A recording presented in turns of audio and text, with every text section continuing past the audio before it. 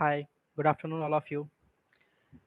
Last session में मुझे बहुत सारे क्वेश्चंस आया था कि सर आप ईडब्ल्यूएस एंड ईवीसी सर्टिफिकेट के बारे में बताइए।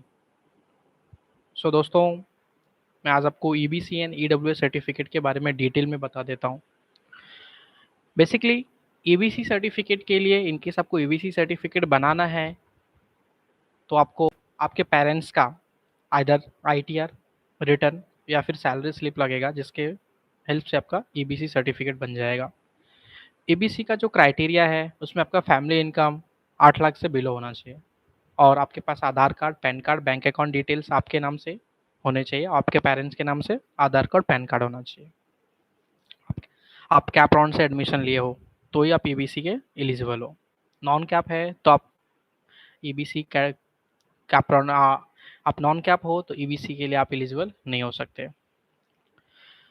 और मैं एक बात करूँगा कि कितने लोग ऐसे होते हैं अभी भी जिनके पास उनको राशन कार्ड नहीं रहता है। तो दोस्तों, उसके लिए भी डरने की ज़रूरत नहीं है, उसके लिए भी लॉ में प्रोविज़न है।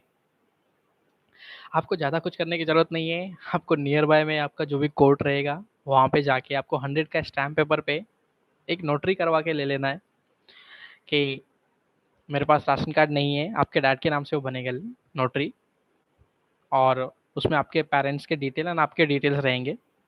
उसमें बस ये रहेगा कि आप अपने पेरेंट्स के आइदर फर्स्ट और सेकंड चाइल्ड हो and you are eligible for ABC certificate, और आपका जो राशन कार्ड है आइदर महाराष्ट्र, मुंबई या फिर कहीं भी नहीं है ऑल ओवर इंडिया, वो नोटरी आप ओरिजिनल कॉपी लगा के इजीली ईवीसी या फिर ईडब्ल्यूएस सर्टिफिकेट बना भी सकते हो और कॉलेज में सबमिट भी कर सकते हो instead of ration card.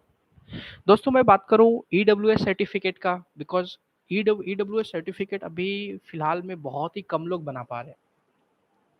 Majority public नहीं बना पाते हैं, उनको पता ही नहीं कि क्या क्या डॉक्यूमेंट्स लगेंगे। तो मैं आपको वो भी आज बता देता हूँ। ईडब्ल्यूएस सर्टिफिकेट के लिए आपका जो फैमिली इनकम है, चाहे वो सैलरी हो, चाहे वो एग्रीकल्चर का बिजनेस है, या फिर आपका कोई पर्सनल गाला है, या फिर आपका प्राइवेट जॉब है, या फिर कोई अदर बिजनेस है, म्यूचुअल फंड है, स्टॉक मार्केट में कहीं से भी आपका इनकम आ रहा है, आपके फैमिली का इनकम आ रहा है, टोटल इनकम आपके फैमिली का या फिर कोई रूम है जो रेंट पे दिए हुए वो 8 लाख के बिलो होना चाहिए। सेकेंड, आपके पास कोई लैंड है तो लैंड का जो साइज है वो 5 एकर्स के बिलो हो।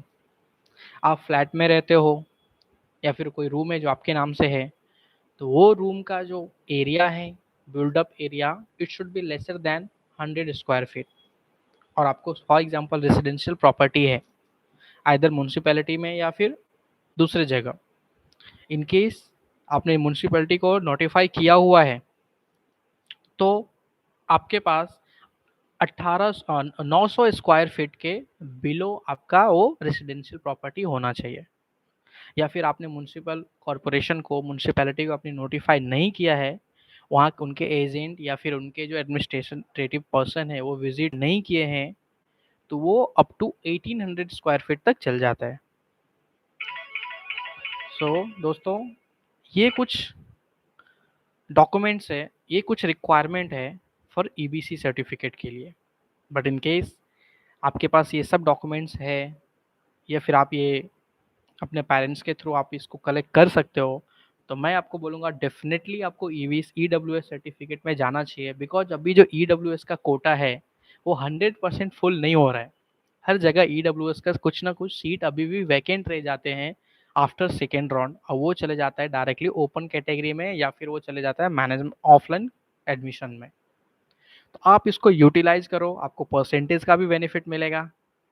उसके लिए as compare to open category का नहीं नीड होता है। सेकेंड, आपका फीस भी ईबीसी से भी बहुत लो हो जाएगा। लाइक इक्विवेलेंट टू मैं बोल सकता हूँ कि जो अदर कास्ट है उनके, ओबीसी की बात नहीं कर रहा हूँ। ओबीसी इतना फी कम करवाना है तो आप डेफिनेटली ईबीसी ले लो, सबसे सिंपल 50%। बट आपको कोई कास्ट के अकॉर्डिंग आपको लेना है, बहुत ही मिनिमम फीस करना है, तो आपको ईडब्ल्यूएस सर्टिफिकेट बनाना पड़ेगा। और ईडब्ल्यूएस सर्टिफिकेट आपके जो नियर बाय तहसील है, आप जो एरिया में रहते हो वहाँ का जो तहसील है वहाँ से आपको ईजिली बन जाएगा। ये जस्ट डॉक्यूमेंट सुनने में लगता है कि मेरा लैंड का प्रॉपर्टी इतना होना चाहिए, रेजिडेंशियल इतना होना चाहिए, फैमिली इनकम इतना होना चाहिए, बट जब आप बनाने जाओगे तो each and everything is possible in India, so don't worry.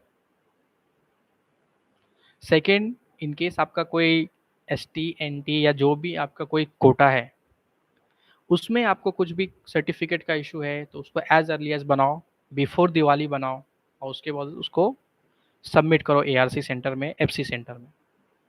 आपको ध्यान रखें, आपको जो भी बेनिफिट मिल रहा है, जो भी कोटा मिल रहा है, जो भी स्कॉलरशिप मिल रहा है, उसको छोड़ना नहीं है। ये आपके हक का है, ये आप नहीं लोगे तो कोई और लेके चले जाएगा। तो इससे बेटर है उसको आप यूटिलाइज करो।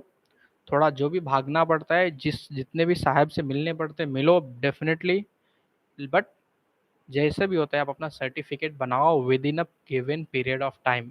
बाद में आपको खुद पे ऐसा नहीं होना चाहिए कि मैंने काम नहीं किया और उसकी वजह से मुझे ये सर्टिफिकेट नहीं बन पाया। और एक बार आपने ये सर्टिफिकेट बना लिया तो ईयर एंड ईयर जस्ट वो रिन्यूअल होता है, उसके लिए उतना डॉक्यूमेंटेशन करने की जरूरत नहीं है, it is just a initial phase, उसको फिनिश करो।